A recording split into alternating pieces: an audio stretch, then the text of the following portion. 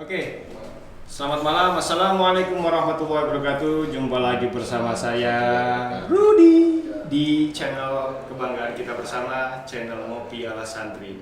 Tentunya jangan pernah lupa untuk subscribe, like, share, komen, bla bla bla bla bla bla bla. Pokoknya kita jadikan channel Ngopi ala Santri ini menjadi trending di segala macam media sosial di dunia. Amin. Oke. Nggak seru kalau kemudian Ngopi ala Santri di dalam setiap episodenya tidak mengundang narasumber hebat, dan salah satunya hari ini kita kedatangan tamu yang super spesial karena beberapa kali kita ngundang selalu sibuk. Ya.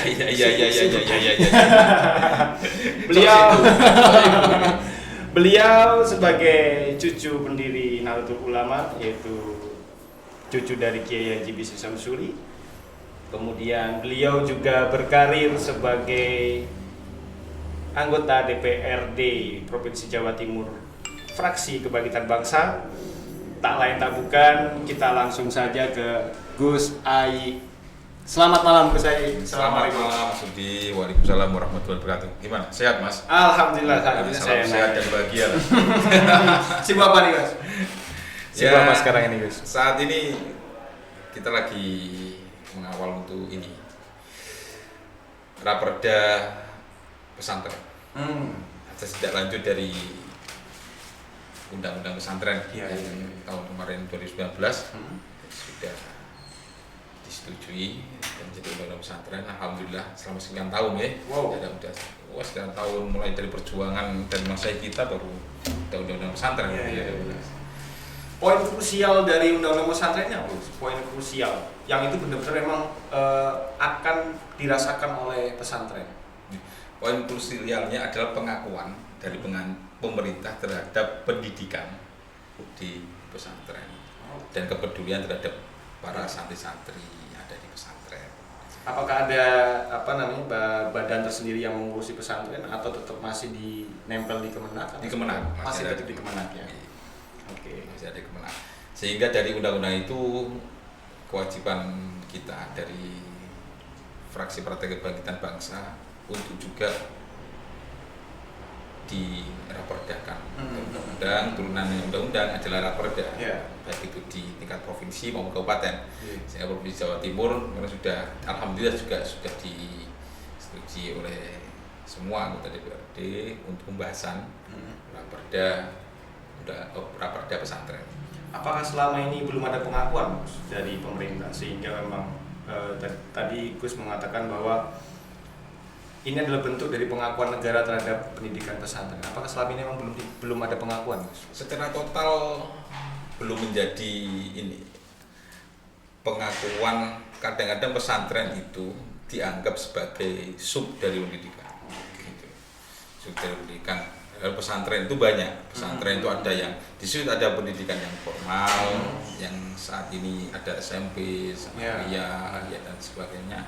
Ada pesantren yang juga yang mengajarkan kitab-kitab kuning, mengajar satu salaf, tidak ada pendidikan formal. Sehingga saat dari teman-teman santri yang ada di pesantren yang tidak ada pendidikan formal mau meneruskan jenjang pendidikan selanjutnya, itu terkendala berhubungan dengan ijazah dan ada beberapa sih memang ada lah, cuma itu hanya beberapa saja. Tapi yang pondok-pondok yang banyak melahirkan pemimpin bangsa, pejuang bangsa yang sebelumnya berjuang bersama-sama untuk kemerdekaan dan pertahanan Indonesia, otomatis selama sekian tahun itu kan menjadi sub. Sebenarnya peran-peran dari pesantren dan juga santri itu menjadi subjek di semua lini itu bisa berperan karena kelebihannya pendidikan karakter yang ada di pesantren. Para santri itu kan kita tahu kalau Mbah Hasyim Asy'ari itu di kitabnya ada Taklim itu menjelaskan dari bagaimana pendidikan pesantren, karakter dari santri, mulai dari kemandiriannya, mondok, literasi dalam membacanya. Saya mondok dulu itu Alfiyah, kitab Alfiyah, terus ada syarah Alfiyah dari pondok pesantren Al-Fal Mojodiri itu tidak hanya dibaca, tapi untuk bisa mengikuti ujian juga dihafalkan, juga ditulis, Mas. Jadi sudah ada bukunya, sudah ada, kita sudah memaknai, tapi kita juga harus menulis di buku. Nah, itu kan double itu, mulai dari baca, memahami, menulis. Jadi mengikatnya itu juga dengan bisa. Saya pernah begini, Gus. Saya pernah membaca pada satu artikel bahwa untuk bisa memahamkan kita pada suatu bacaan atau suatu ilmu, mau tidak mau kita harus membaca dan menuliskannya secara ulang. Dan kita lihat di kitab-kitab para masyayikh dan para santri, setiap ngaji dengan para kiainya, para masyayikh itu ngaji itu biasanya kalau ada keterangan dari kiai akan ditulis di pinggir-pinggirnya. Itu diikat. Nah, budaya literasi, kemandirian, baik itu secara spiritual, emosional, kita juga di situ ada tasawuf, yang kita malam tahajud, emosional kita di pesantren itu karakter santri ini terbangun, karakter akhlak seorang santri yang berbeda dengan lain terbangun. Ya, baru kemarin itu terkait pendidikan karakter, padahal santri itu sudah berubah, gitu. Pendidikan itu sudah berubah di pesantren. Dan itu banyak juga dicontoh oleh dari pendidikan di luar negeri. Tidak hanya sekedar secara pikiran aja, secara emosional dan spiritualnya itu juga. Itu tidak ada. Jadi nggak heran kalau kemudian pondok pesantren ini melahirkan banyak tokoh-tokoh besar ya, Gus. Tetapi pertanyaan begini, Gus. Kenapa tokoh-tokoh besar ini yang berangkat dari pesantren ini tidak pernah terekspos di dunia luar secara luas gitu. Jadi seakan-akan bahwa pesantren tenggelam oleh pendidikan umum. Ya bisa tenggelam atau ditenggelamkan. Ya, jauh nih Mas, tapi bisa tenggelam, bisa ditenggelamkan. Padahal kita tahu terutama dalam hal politik ya, karena saya juga sekarang mendapat amanah di DPRD Provinsi Jawa Timur yang bidang politik. Selama ini banyak sekali stigma bahwa santri atau pesantren jangan terlibat di politik, bahwa politik itu kotor, stigma negatif. Padahal di lain pihak itu membahayakan. Coba kalau di parlemen tidak ada para kiai, tidak ada santri yang ada di parlemen. Nah, undang-undang yang ada, padahal parlemen legislatif itu buat undang-undang yang ada pasti jauh dari nuansa hasil dari keagamaan, jauh dari lintas keagamaan. Itulah pentingnya bahwa santri dan juga masyayikh yang punya kemampuan, yang punya hero khidmah dimanapun, salah di politik, di legislatif maupun di eksekutif, yudikatif, itu harus berperan supaya aturan-aturan yang ada di negara ini tetap sesuai dengan Ahlussunnah wal Jamaah, Islam rahmatan lil alamin, dan untuk kemaslahatan bersama. Terus kalau memang pondok pesantren ini udah teruji lah, saya pikir ya, bahwa dari tahun awal-awal menjelang kemerdekaan atau jauh mungkin dari era kemerdekaan, kita mengenal yang namanya Serikat Dagang Islam misalnya. Yang itu kemudian pertama kali organisasi yang didirikan oleh umat Islam, yang kemudian berubah menjadi Serikat Islam yang dikomandoi oleh Soekarno, dan kemudian melahirkan beberapa organisasi atau syarikat ini yang mengatasnamakan golongan Islam. Nah, salah satu yang menarik adalah tentang apa yang dilakukan oleh Mbah Wahab ataupun Mbah Bisri dalam Nahdlatul Tulja. Nah, bisa nggak Gus menggambarkan tentang heroisme beliau berdua, Pak, masih muda, kemudian di era penjajahan, kemudian tetap menggalang persatuan, mengajar dan segala itu seperti apa, Gus? Bisa nggak dibayangkan kalau digambarkan? Kita saat ini mau membayangkan itu begitu beratnya perjuangan saya bahas Mas Ari, Samsuri, Alwi dan semua masyayikh. Waktu itu belum ada seperti teknologi sekarang. Kendaraan juga belum sekarang. Naik sepeda, jalan kaki. Bagaimana itu beliaunya begitu hero semangat untuk kemerdekaan, itu sangat saya nggak bisa membayangkan. begitu beratnya beliaunya. Saat pertama sebelum ada Nahdlatul Jar ada Tasawwur Afkar. Tasawwur Afkar. Terus ada Nahdlatul Jar.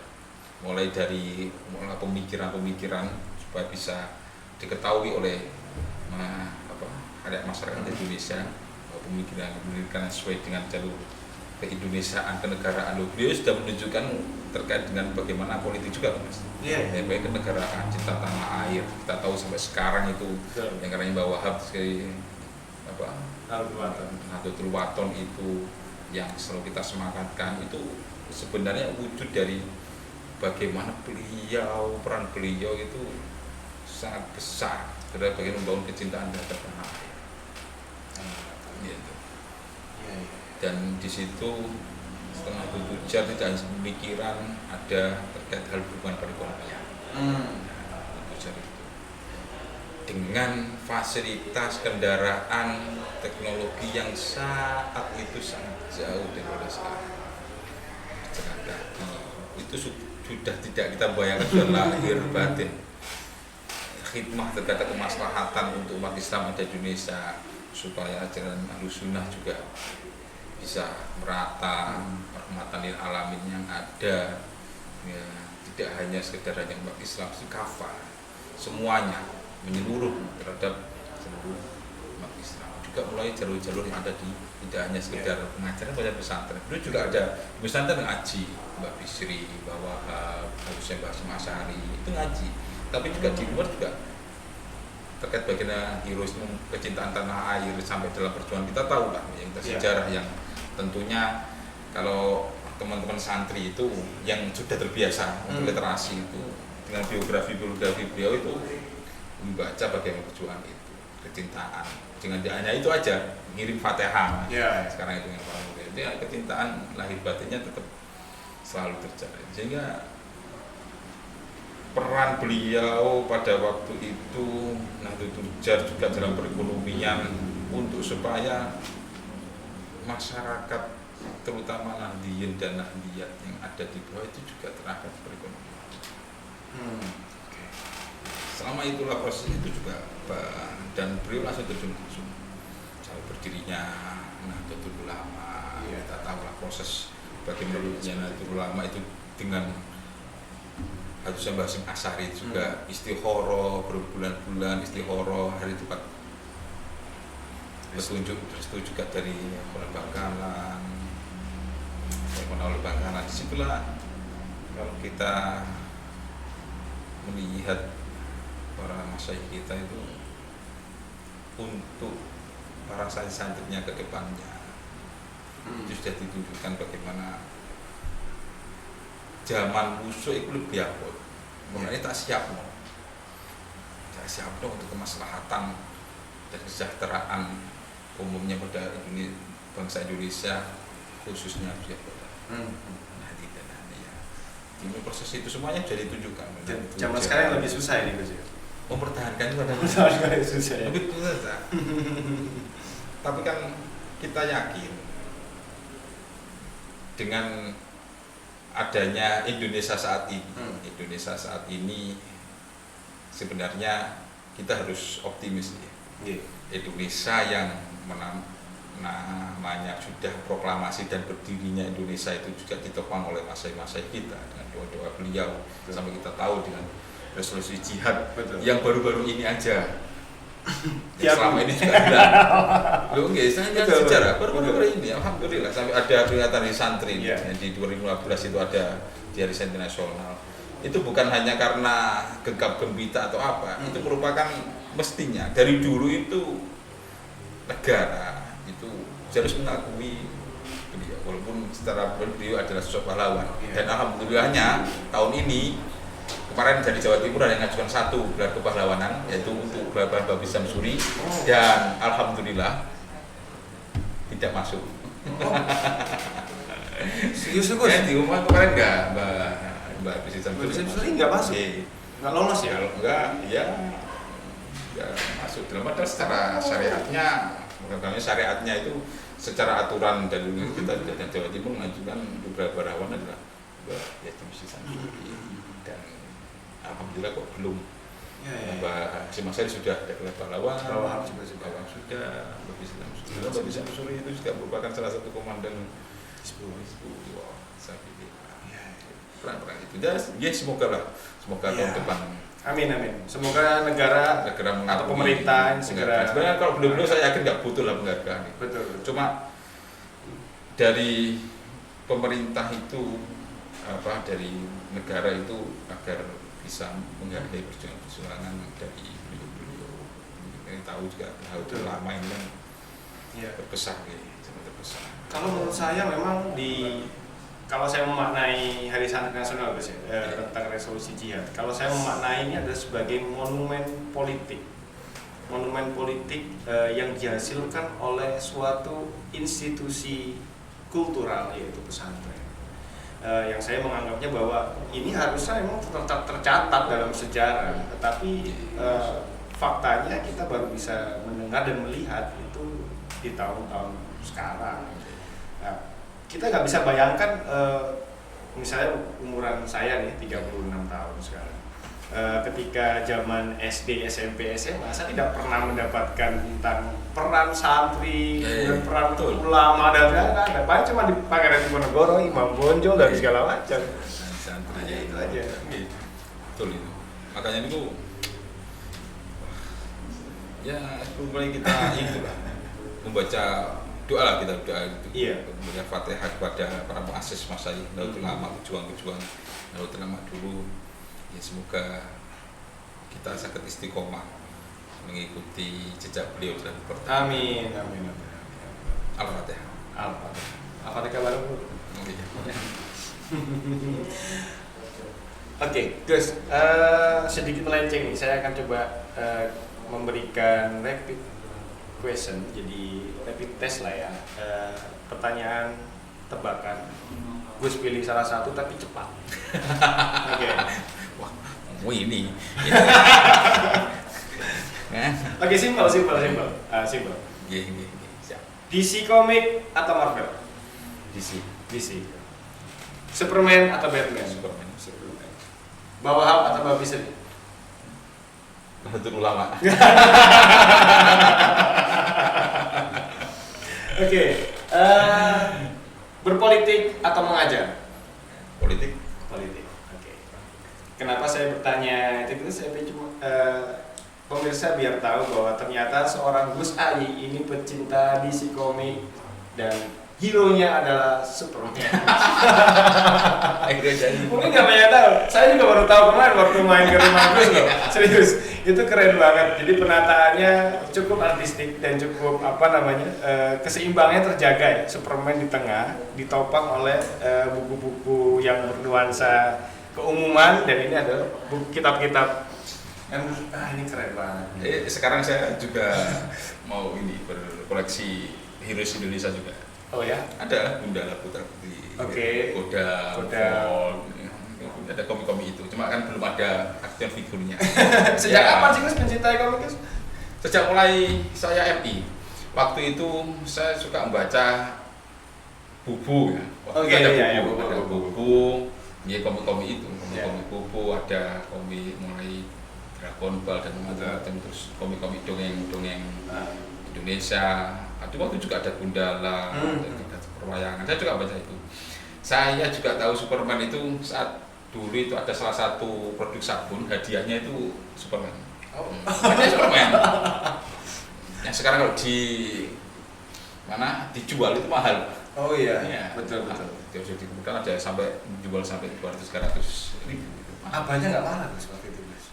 Malah bapak saya mensupport karena untuk ini. Bapak saya itu selalu mensupport selagi itu positif, termasuk hal berhubungan dengan membaca. Orang tua saya itu mensupport untuk membaca, apapun baca. Karena dari kecil yang menyenangkan kalau itu membaca, baik itu pelajaran atau komik, pasti itu mendasari kita untuk gemar membaca. Gemar membaca itu sih, karena sudah terbiasa di pesantren. Pesantren itu jangankan untuk mau ngaji, kita harus mutolak dulu mau menghadapi setoran ke. Mungkin itu juga ya melandasi Gus seorang hero yang diidolakan oleh Superman, maka apa sih bentar. Aku mau nanya nih. Kira-kira nih guys. Karena ini menarik, sangat unik sekali. Apa yang membuat Gus suka sama Superman selain memang karena ini ya dikenalkan dapat hadiah dari sabun ya. Iya. Apa kira-kira yang melandasi Gus benar-benar suka sama Superman? Superman itu di tingkat kekuatan super powernya yang gift ya. Saya katakan Iya, gift iya. itu memberikan. Betul. Karena dia datang dengan banyak sekali satu gift. Tapi secara emosional didikannya itu secara bahwa dari orang tua atau keluarga yang itu dari tidak punya power apapun. Iya. Saya membayangkan waktu itu nek gift para wali yang sampai wali mulai lahir sudah wali oleh orang tuanya yang mengerti manusia itu menunjukkan kemampuanmu hebatmu itu tetap karakter kamu itu dari orang tua. Dan yang ada sampai sekarang saya punya istilah kalau di Instagram saya kalau ada istilah salam husnudon, saya singkat dengan sa itu salam husnudon itu dari dasar waktu itu saya baca bahwa harapan hope bahasa Inggrisnya hope harapan yang di harapan itu bahwa setiap apapun kesulitan apapun musibah apapun mendapat rezeki apapun itu di situ ada harapan, ada hope, ada mimpi-mimpi yang menunjang itu semuanya. Jadi kalau kita ada kesulitan, kalau kita nggak punya harapan, nggak punya mimpi, mungkin kita akan bersusah. Akan tetapi ya setiap satu tapi yang paling inti waktu itu wah dia itu dapat sudah mendapat gift, sudah punya kekuatan itu. Tapi kalau itu di keluarga lingkungannya Yang jahat bisa. iya itu pasti untuk ya ini semua berhubungan dengan bahasanya wasilah. Begitu ya politik mas. Politik itu bagi kita kan di Nahdlatul Ulama karena saya mengetahui mulai dari pengkaderan. Iya. Saya juga pernah menjadi bendara Ibnu Jawa Timur. Iya. Kita di Nahdlatul Ulama itu kan di situ mempunyai pengkaderan mulai jenjang yang ada. Ini kasarannya saya lahir di lingkungan Pondok Pesantren Anyar yang itu merupakan masih keluarga pendiri Nahdlatul Ulama, salah satu muassis bendera ulama. Itu kan secara tidak langsung itu gift mas. Iya. Saya harapan saya itu. Tapi bukan itu yang menjadi saya itu jadi apa. Tapi karena dididik dari keluarga yang ada. Mungkin kalau walaupun saya keluarga di luar itu berbeda. Gift yang seperti itu keluarga yang ada dan artinya itu ini yang salah satu mendidik karakter seseorang untuk menjadi dia itu sebagai arahnya kemana, karakternya kemana. Juga saya santri. Iya. Begitu ya saya santri. Siapapun.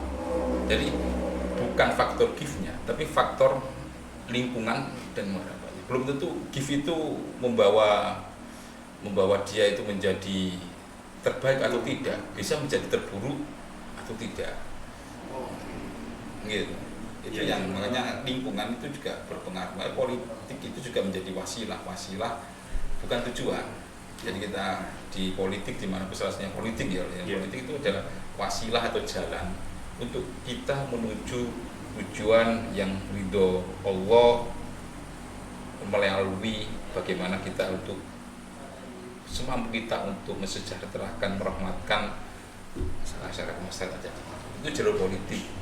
Itu yang paling penting. Jadi semuanya bukan kalau ada yang mengatakan politik itu kotor atau apapun, ya sudah santri ya untuk membersihkan. Betul. Kalau ada yang kata ya santri ya bersih. Ya, biasa karena jatah kotor. Kalau nggak ada di situ, kalau udah kotor terus yang masuk di situ juga kotor-kotor. Iya. Nah, itu malah makan rusak negara ini.